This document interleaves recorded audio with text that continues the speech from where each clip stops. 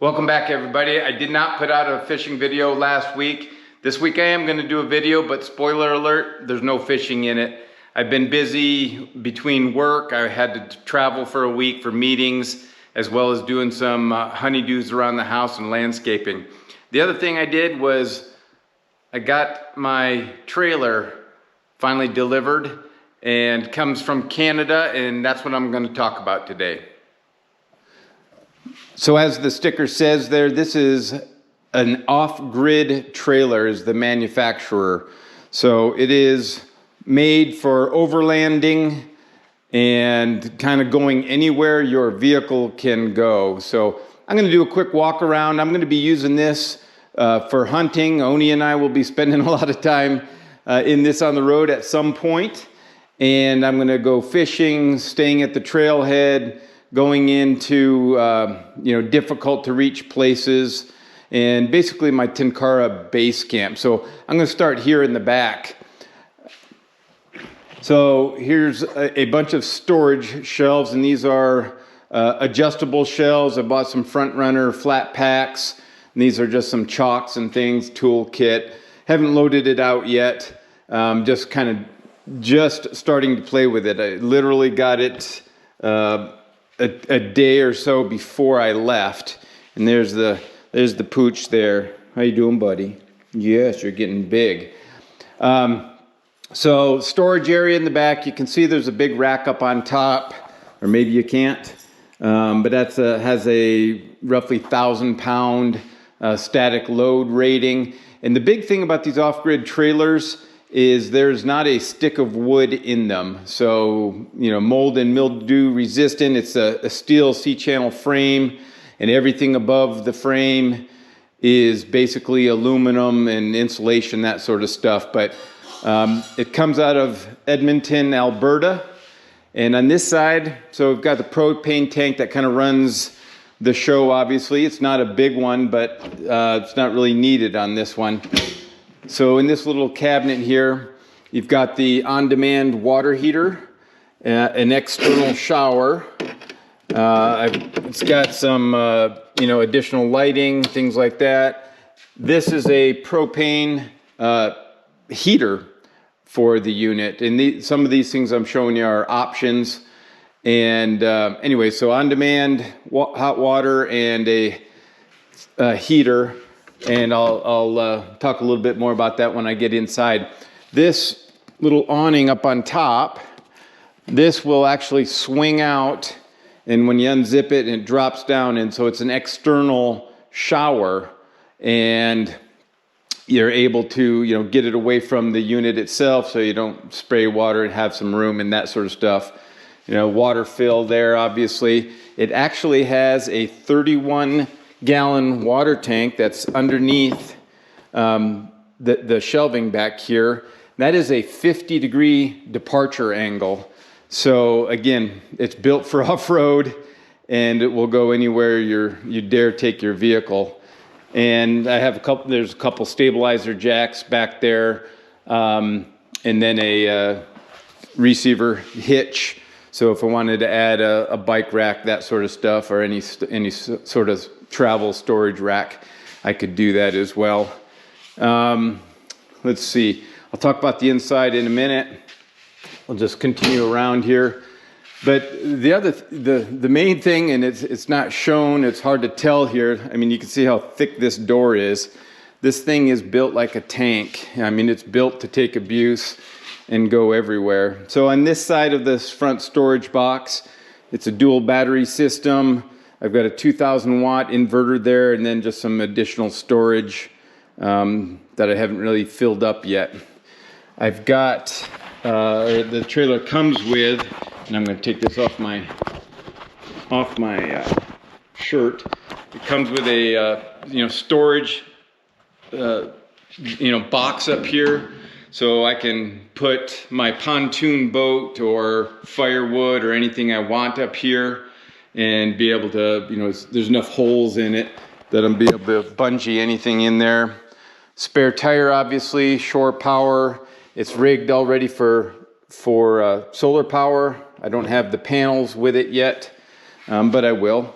spare tire, nothing unusual up here. I do have a max coupler hitch, again, designed for off-road, articulation and all that kind of stuff. So not just a simple ball hitch.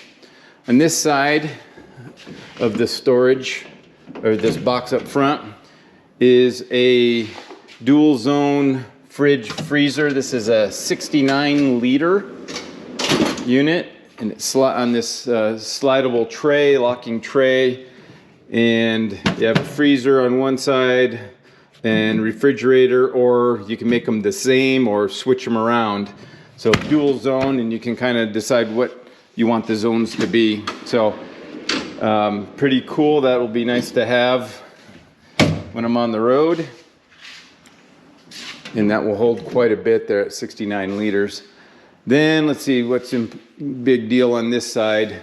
So on this side, you can see up top, there's a big awning. So I've got a 270-degree awning. When I unzip it and unfolds, part of it rotates forward, the other part rotates aft, and it swings all the way around to cover the entire back unit. So for getting in the storage and all that kind of stuff. Or in the refrigerator, and this is kind of the cook side, and I'll talk about the stove here, the kitchen, if you will.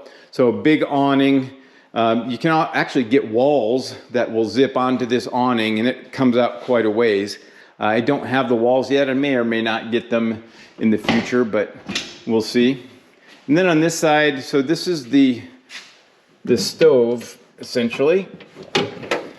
This will fold down,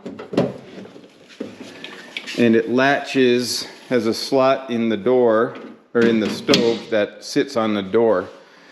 And then here, you can see the 2-burner stove, and on this side is a sink. And you don't have to do anything other than turn on the water pump, and the sink will work. Just that simple. It's plumb that way, don't have to mess around with it. And you've got some additional lighting, USB ports in here, things like that. And then so that just folds up, doesn't take any space inside the unit.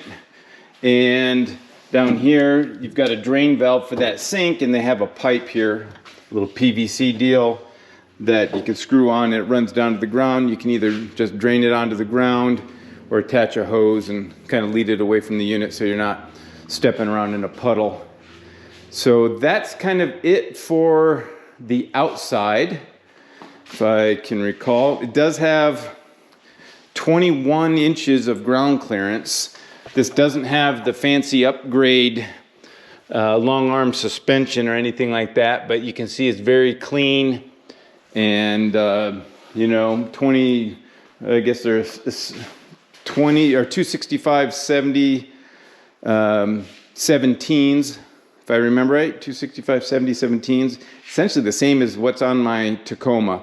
So and they may even be the same bolt pattern, so could have built-in spares, if you will.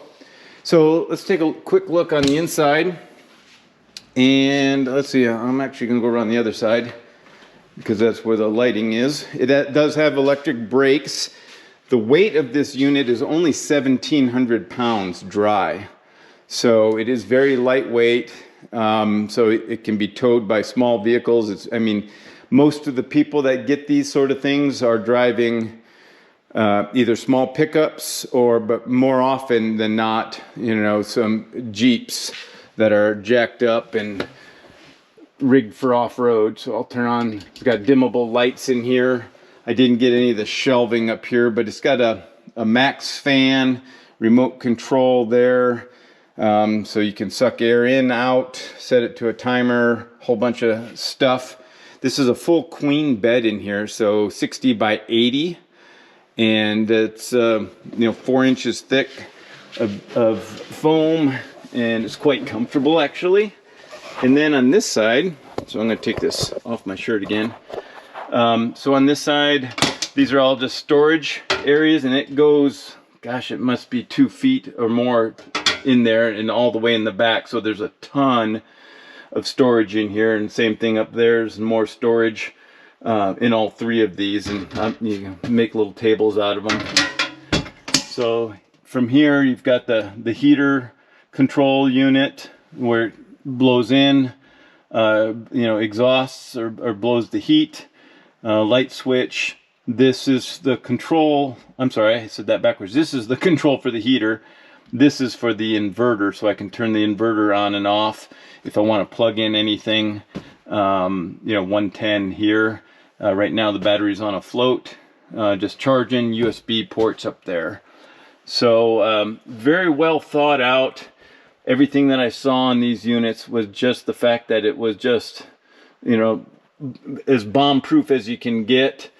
Again, all metal. It's R10 rated, so 4 seasons in here.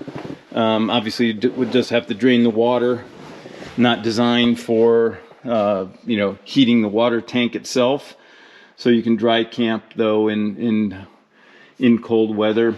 All the electrical is actually under that little channel, so if you need to service anything, you can get to it. If you need to add or repair or do anything. Kind of an aluminum, well, it's an aluminum skin here.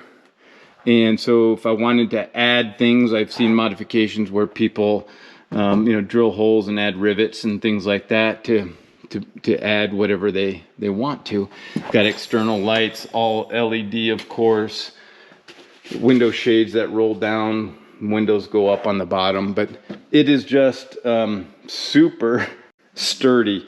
I mean, these doors are not like any RV doors I've ever experienced or seen. So very cool. Been wanting one for a long time, and decided it was time, as I'm getting close to retirement, and I keep saying that, just haven't pulled the trigger yet.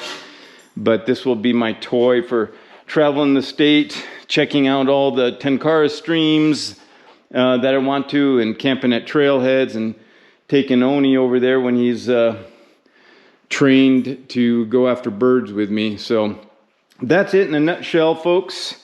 But you will see this on adventures somewhere down the road. Just wanted to give a quick rundown on what I've been up to. So if you have any questions, feel free to put them in, or comments down in the section there. But again, it's an off-grid trailer. This is the Expedition 2.0, and really excited to try to use it here later this summer.